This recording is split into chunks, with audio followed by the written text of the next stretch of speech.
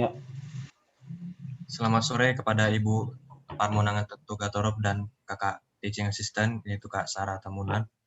Nah, di sini kami dari kelompok 7 ingin mempresentasikan salah satu teknik delisitasi, yaitu Analysis of Existing System. Nah, sebelum itu, izinkan kami untuk memperkenalkan diri kami masing-masing. Perkenalkan, nama saya Putri Anyelir, NIM 12S19015.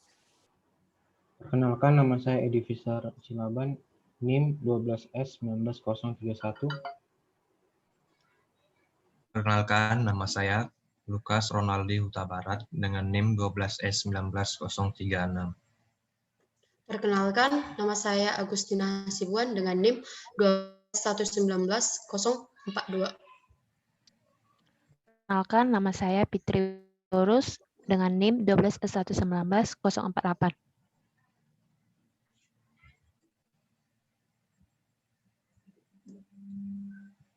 Baik, untuk presentasi kali ini akan dimulai oleh teman saya, yaitu Putri Anyelir Borutobi. Requirement elicitation. Requirements elicitation adalah proses menemukan persyaratan untuk sistem dengan komunikasi dengan pelanggan, pengguna sistem, dan lainnya yang memiliki kepentingan pengembangan sistem.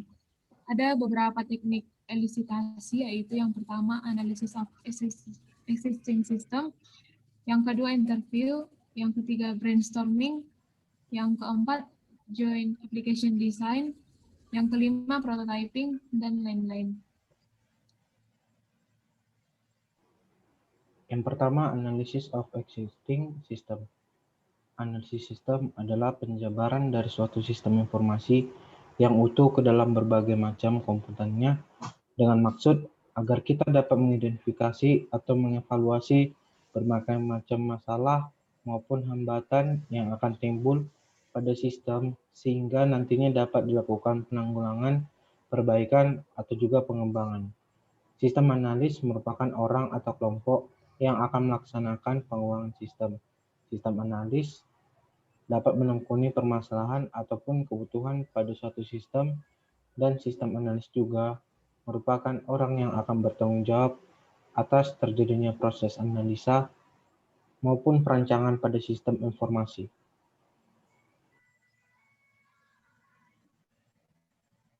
Yang berikutnya, tujuan analisis sistem. Tujuan analisis sistem informasi yakni untuk merancang sistem yang baru maupun menyempurnakan sistem yang sudah ada sebelumnya. Nah, berikut ini tujuan dari analisis sistem, yaitu yang pertama, kita dapat membuat keputusan jika sistem saat ini bermasalah ataupun juga tidak berfungsi dengan baik, dan hasil analisisnya akan digunakan sebagai dasar untuk memperbaiki sistem. Yang kedua, mengetahui ruang lingkup pekerjaan yang akan dapat ditandatangani. Yang ketiga, mengidentifikasi masalah atau mencari pemecah masalahnya. Yang keempat, mempelajari sistem yang sedang berjalan saat ini. Fungsi analisis sistem. Adapun beberapa fungsi analisis sistem yang diantaranya yakni yang pertama, kita dapat mengidentifikasikan berbagai macam masalah dari pemakai.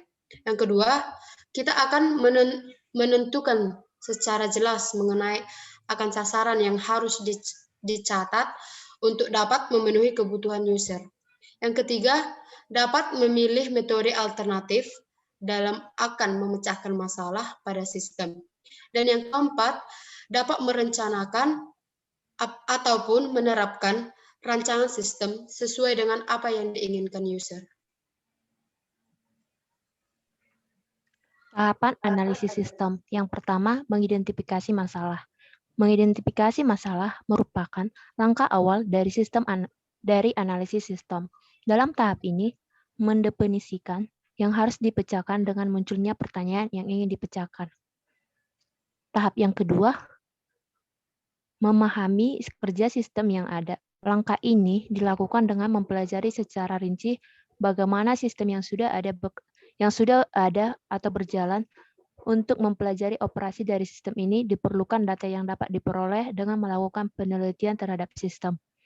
Yang ketiga, tahap menganalisis sistem.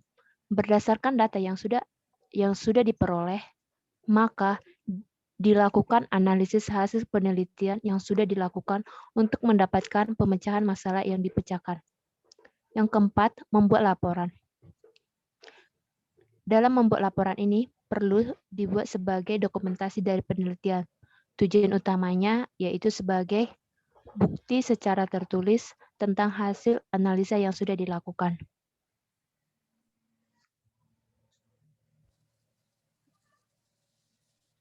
Tugas analisis sistem. Ada beberapa tugas yang dilakukan pada saat analisis sistem, yaitu yang pertama, membenahi sistem dan membuat rancangan sistem yang baru. Yang kedua yaitu membuat laporan dan hasil evaluasi sistem yang berjalan dan memberikan laporan tersebut kepada pengguna. Dan yang ketiga, mencari informasi atau data pada sistem yang akan dianalisis. Selanjutnya, peran analisis data. Yang pertama, konsultan analisis. Data berperan sebagai konsultan karena analisis data dapat menerima keluhan permasalahan dan dapat memberikan solusi terbaik untuk sistem yang berjalan.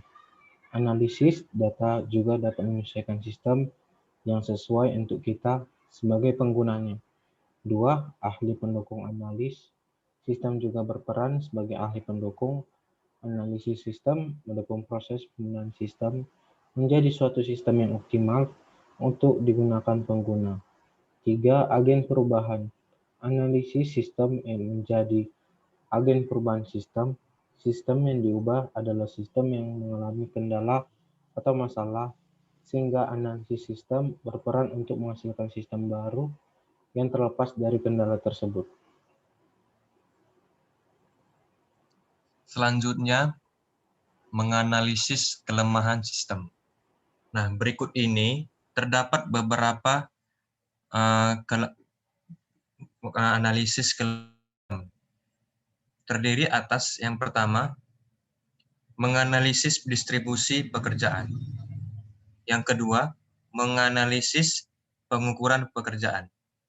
Yang ketiga, menganalisis keandalan. Menganalisis dokumen. Yang kelima, menganalisis laporan. Menganalisis teknologi. Dan yang terakhir, membuat, yang keenam, hanya 6 saja.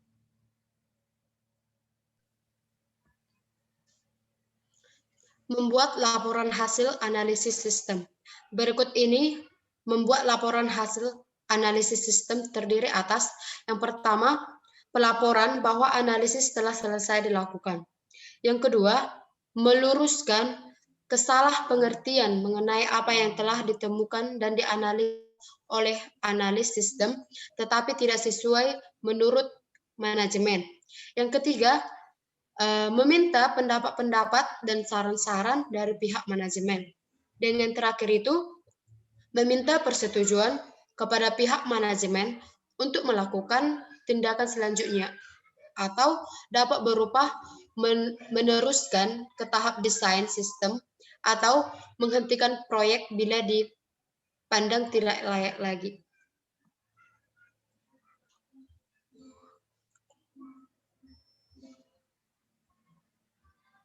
Oke.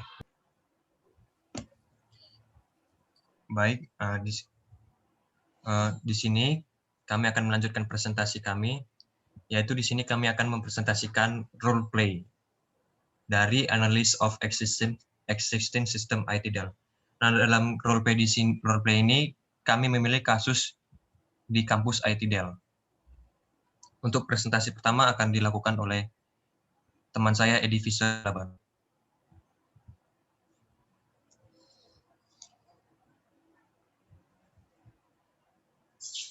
Baiklah, saya akan menjelaskan analisis kinerja.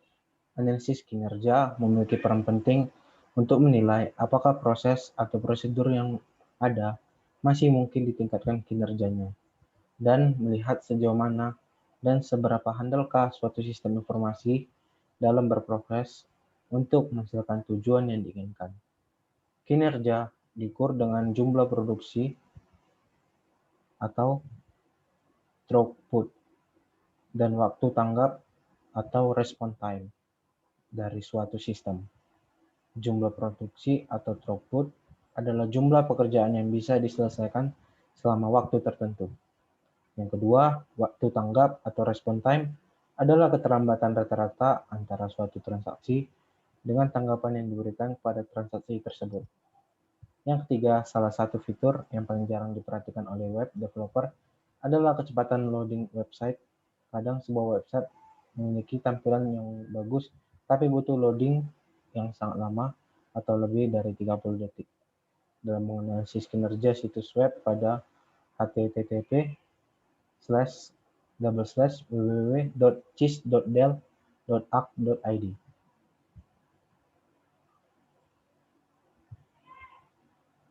Berikut ini merupakan tampilan aplikasi dari website CIS.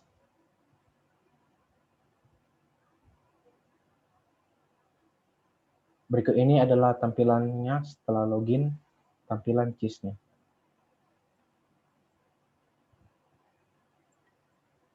Baik, analisis efisiensi. Nah, di sini analisis efisiensi adalah peningkatan terhadap efisiensi operasional berbeda dengan ekonomi.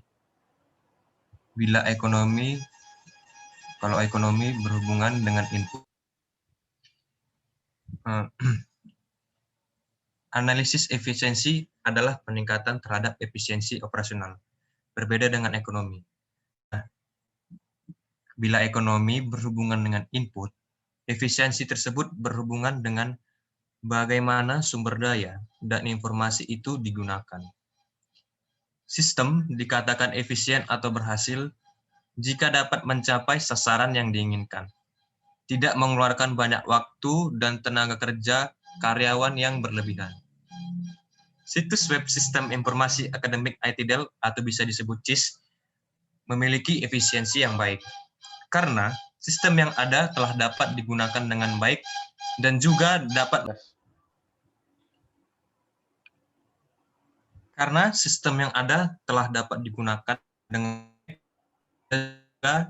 menghasilkan output yang diharapkan. Dalam membangun sistem informasi akademik, dalam hal ini ada CIS, memang membutuhkan biaya.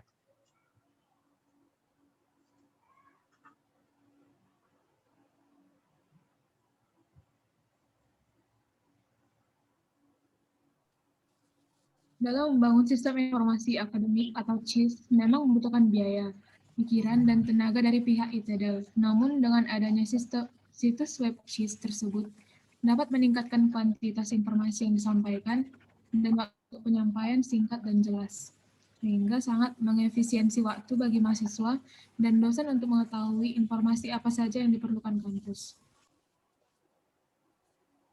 Analisis layanan atau pelayanan pada situs web CIS diperlukan untuk meningkatkan kepuasan mahasiswa dan dosen.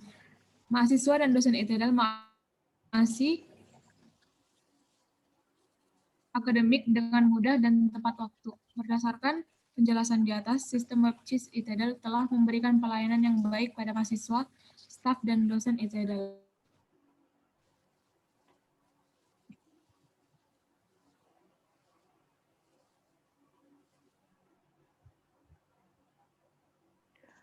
Mengidentifikasi masalah yang mungkin terjadi. Yang pertama itu server website down, yang kedua kebocoran informasi. Server website down. Pada masalah website down ini dikarenakan terlalu banyak yang mengakses sekaligus dan adanya masalah jaringan yang tidak terhindar. Masalah akibat yang kedua, website mengalami down bisa saja karena traffic yang membludak dan resource server tidak memungkinkan untuk melayani service klien. lama dan akhirnya down. Jika website tiba-tiba down, cek terlebih dahulu apakah penyebab trafficnya atau alasan lainnya.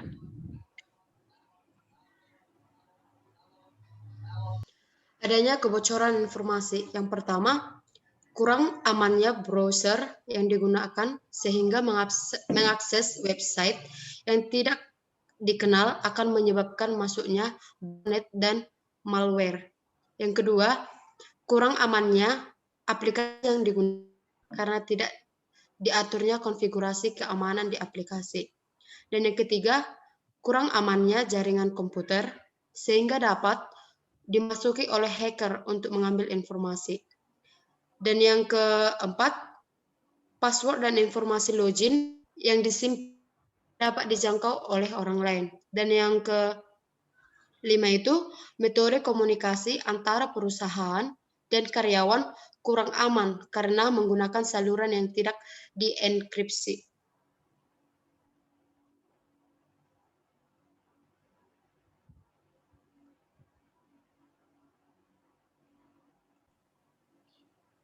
Baik, terima kasih atas perhatiannya. Kami ucapkan kepada Ibu Parmonangan Togatorop selaku dosen pemangku dari mata kuliah Analisis Desain Sistem dan Kak Sarah Tambunan selaku Teaching Assistant dari mata kuliah Analisis Desain Sistem. Kami mohon maaf apabila ada kesalahan kata dan dalam presentasi kami ini. Hanya itu saja yang kami sampaikan. Terima kasih. Terima kasih kembali kami ucapkan kepada Ibu dan Kakak. Shalom Bu, Kak.